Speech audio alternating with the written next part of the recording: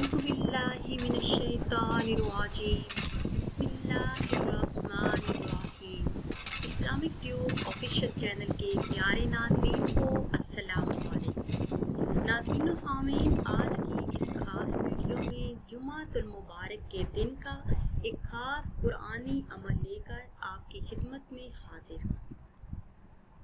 اس عمل کو اگر آپ جمعۃ المبارک کے دن کر لیتے ہیں تو اس خاص عمل کو کرنے کی برکت سے اللہ پاک غیب سے رزق کے اسباب پیدا فرما دیں گے، اور جو رزق اللہ پاک نے عطا فرمایا ہے اس میں اس قدر برکت عطا فرمائیں گے کہ آپ بیٹھ کر کھاتے رہیں، رزق میں کمی نہ ہوگی۔ ناظرین و سامعین، رزق ملنا یہ اللہ پاک کی طرف سے ایک نعمت ہے، اور اس رزق میں اللہ پاک کی طرف سے برکت شامل ہو جائے تو وہ کم رزق بھی زیادہ ہو جاتا ہے۔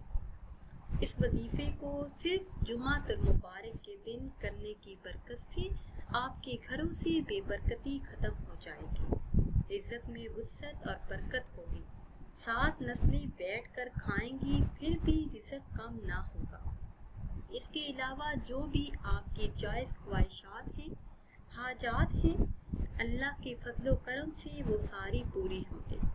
عمل کی طرف جانے سے پہلے آپ سب سے ایک چھوٹی سی گزارش ہے کہ اگر ابھی تک آپ نے ہمارے چینل کو سبسکرائب نہیں کیا اور چینل پر نئے ہیں تو چینل کو سبسکرائب کر لیں اور ساتھ لگے بیل کے بٹن کو لازمی دبائیں تاکہ ہر نئی آنے والی ویڈیو سب سے پہلے آپ تک پہنچے۔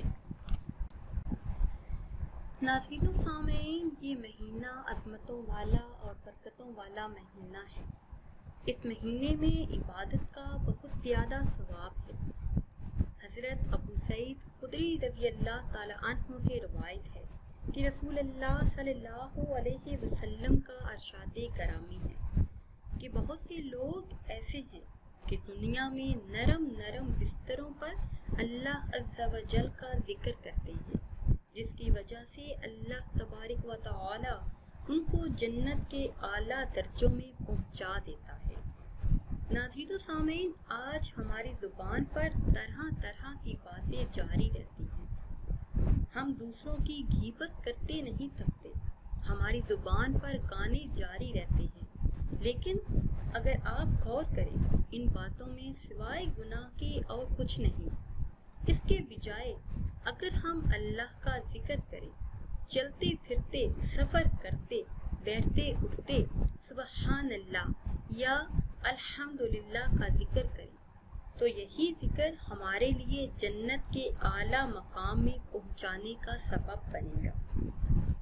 حضرت معاویہ رضی اللہ تعالی عنہ سے روایت ہے کہ آقائے دو جہاں صلی اللہ علیہ وسلم ایک مرتبہ صحابہ کے پاس تشریف لے گئے اور پوچھا کہ کس چیز نے تم لوگوں کو یہاں بٹھایا ہے؟ صحابہ نے عرض کی کہ اے اللہ کے محبوب صلی اللہ علیہ وسلم، ہم اللہ عز و جل کا ذکر کر رہے ہیں اور اس بات پر اس کی حمد و ثنا کر رہے ہیں کہ اس نے ہم کو اسلام کی دولت سے نوازا۔ اللہ عز و جل کا ہم پر بہت بڑا احسان ہے۔ سرکار مدینہ راحت قلب و سینہ صلی اللہ علیہ وسلم نے فرمایا کہ خدا کی قسم کیا صرف اسی وجہ سے بیٹھے ہو؟ تو صحابہ نے عرض کیا خدا کی قسم ہم صرف اسی وجہ سے بیٹھے ہیں۔ تو حضور صلی اللہ علیہ وسلم نے فرمایا میں نے کسی بدگمانی کی وجہ سے تم لوگوں کو قسم نہیں دی، بلکہ حضرت جبرائیل علیہ السلام ابھی ابھی میرے پاس آئے تھے اور یہ خبر سنا گئے کہ اللہ عز و جل تم لوگوں کی وجہ سے ملائکہ پر فخر فرما رہا ہے۔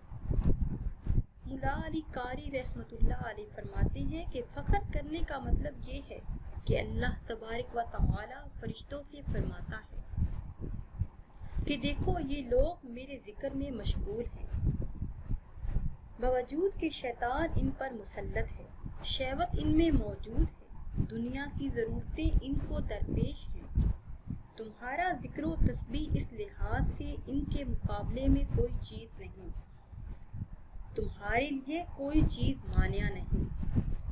تو ناظرین و سامعین، چلتے پھرتے اٹھتے بیٹھتے اللہ کا ذکر کرتے رہیے۔ ذکر الہی تمام عبادتوں کا خلاصہ اور جان ہے، بلکہ اصل جڑ لا الہ الا اللہ ہے، اور عین عبادت عین ذکر ہے، اور دیگر عبادتیں بھی اسی ذکر سے بنی ہیں۔ جب انسان خدا کا ذکر کرتا ہے تو خالق کائنات بھی اپنے بندے کو یاد کرتا ہے۔ انسان کے لیے اس سے بڑا ثمر اور فضیلت کی بات کیا ہوگی کہ خالق کائنات اسے یاد کرے۔ اللہ عز و جل ارشاد فرماتا ہے کہ تم مجھے یاد کرو، میں تجھے یاد کروں گا۔ اس لیے اللہ عز و جل کو ہر لمحہ یاد رکھنا چاہیے۔ اگر ہمیشہ ایسا نہ ہو تو اکثر اوقات میں ضرور یاد کرنا چاہیے، کیونکہ انسان کی دینی اور دنیاوی تمام کامیابیوں کا یہی راز ہے۔ حضور صلی اللہ علیہ وسلم نے ارشاد فرمایا کہ اللہ عز و جل کے نزدیک جو کام بہترین اعمال سے مقبول ہے اور تمہارے لیے بزرگ ترین درجہ ہے، اور سونا چاندی صدقہ دینے سے بہتر اور افضل ہے، خدا کے دشمنوں کے ساتھ اس طرح جہاد کرنے سے بہتر ہے کہ تم اس کی گردنیں مارو اور وہ تمہاری گردنیں کاٹے۔ اس کام سے تمہیں آگاہ کروں تو جان نثاروں نے عرض کیا، یا رسول اللہ صلی اللہ علیہ وسلم ارشاد فرمائیے وہ کام کیا ہے؟ تو آپ صلی اللہ علیہ وسلم نے فرمایا، ذکر الہی، یعنی اللہ عز و جل کو ہر لمحہ یاد کرنا، اس کی حمد و ثنا کرنا۔